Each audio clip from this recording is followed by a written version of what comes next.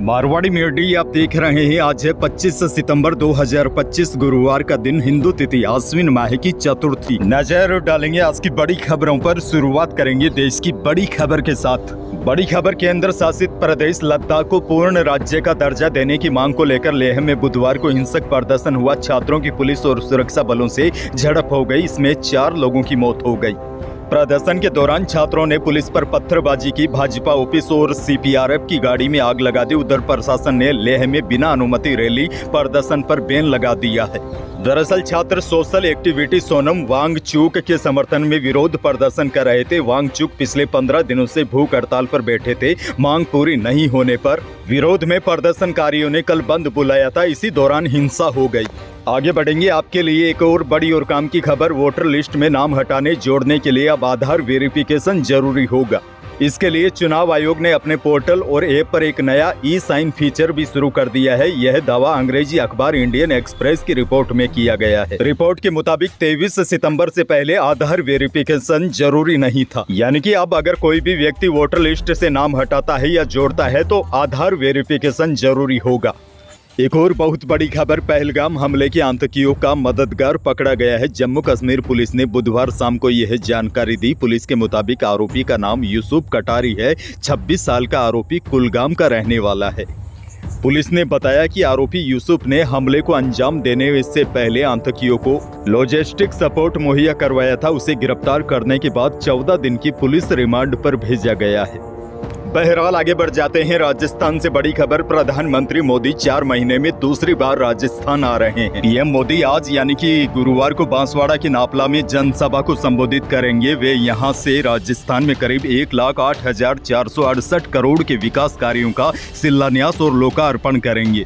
इनमें 42,000 करोड़ की लागत की 2800 मेगावाट की माही बांसवाड़ा परमाणु विद्युत परियोजना का भी शिलान्यास शामिल है। माही डैम के पास यह प्रोजेक्ट परमाणु ऊर्जा मिशन के तहत बनकर तैयार होगा। इस कार्यक्रम में सीएम भजनलाल शर्मा, प्रदेश के मंत्री, बीजेपी प्रदेश अध्यक्ष मदन राठौड़ सहित अन्य जनप्रतिनिधि शामिल होंगे।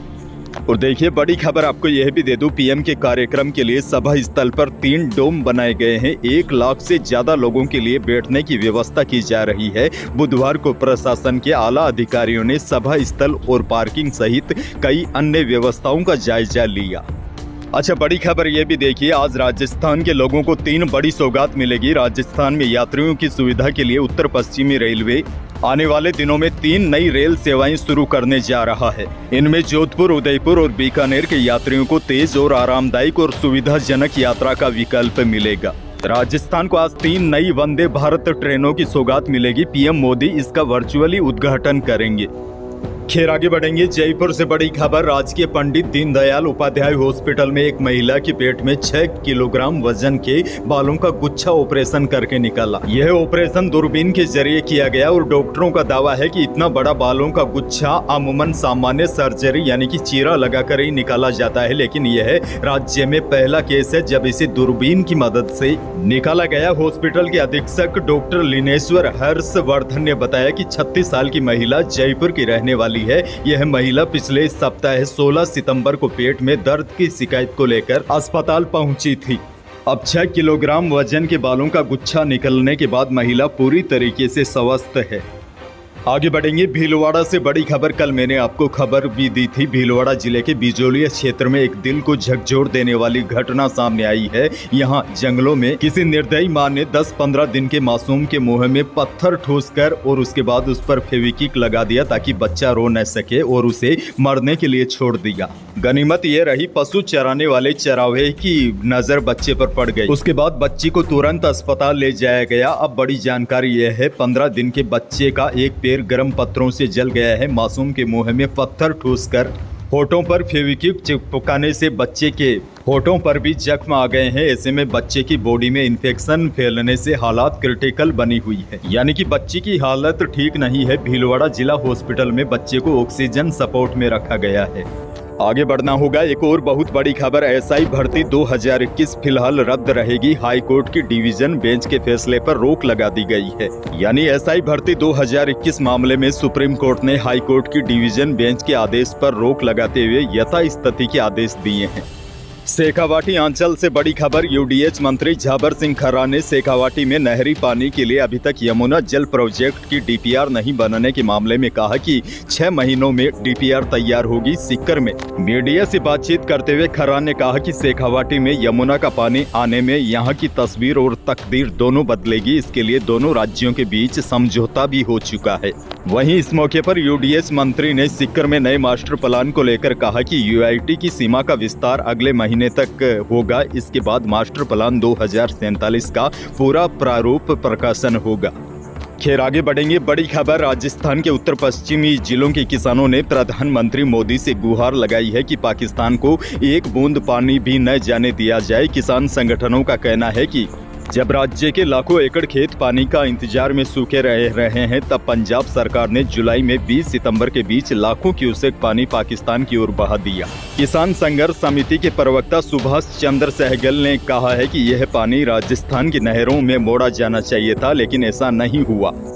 बीकानेर से बड़ी खबर। सरकार ने स्कूली विद्यार्थियों के ड्रेस की राशि में कटौती की है। अब 200 रुपए कम मिलेंगे। और मीडिया रिपोर्ट्स में यह भी दावा किया गया है सामान्य ओबीसी वर्ग के विद्यार्थियों को इस योजना से बाहर कर दिया है। बाकी छात्रों को डीबीटी योजना के तहत पात्र छात्र छात्राओं के खातों में अब 800 की जगह 600 रुपए आएंगे। जैसलमेर से बड़ी खबर देखिए। जैसलमेर के धोलिया गांव में पहली बार 13 व्हाइट स्टोक यानी कि सफेद सारस का झुंड देखा गया। बड़ी जानकारी आपको दे दूं, इस पक्षी की खासियत यह है कि यह यूरोप और मध्य एशिया में पाया जाता है। यह जीवन भर एक ही जोड़ा बनाकर रहता है। इससे पहले भी जैसलमेर के कई इलाकों में सारस आते थे, लेकिन वह 1-2 जोड़े के रूप में ही आते थे। लेकिन अब की बार इनकी संख्या बढ़ी है। 13 सफेद सारस का झुंड देखा गया है।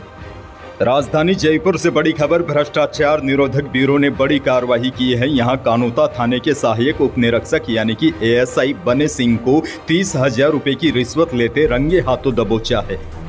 अच्छा, बड़ी खबर यह भी देखिए। जयपुर सराफा बाजार में लगातार तेजी पर सवार चांदी बुधवार को भी 1,000 रुपए की छलांग लगाकर 1,38,600 रुपए प्रति किलो रही। वहीं शुद्ध सोना भी यानी कि 24 कैरेट सोना भी 600 रुपए बढ़कर 1,17,100 रुपए प्रति 10 ग्राम रहा। और जेवराती सोना 600 रुपए तेज होकर 1,09,200 रुपए प्रति 10 ग्राम रहा।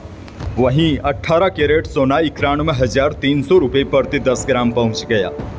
मौसम को लेकर भी बड़ी जानकारी। राजस्थान के अलग अलग जिलों में मौसम भी अपना अलग अलग रंग दिखा रहा है। वैसे पश्चिमी जिलों का मौसम साफ है, लेकिन दक्षिणी पूर्वी राजस्थान में अभी भी कुछ स्थानों पर बारिश का दौर जारी है। और मध्य प्रदेश में लगातार बारिश होने से पूर्वी राजस्थान के कई बांधों का वाटर लेवल एक बार फिर बढ़ने लगा है। बुधवार सुबह राणा प्रताप सागर डैम के गेट खोलने पड़े।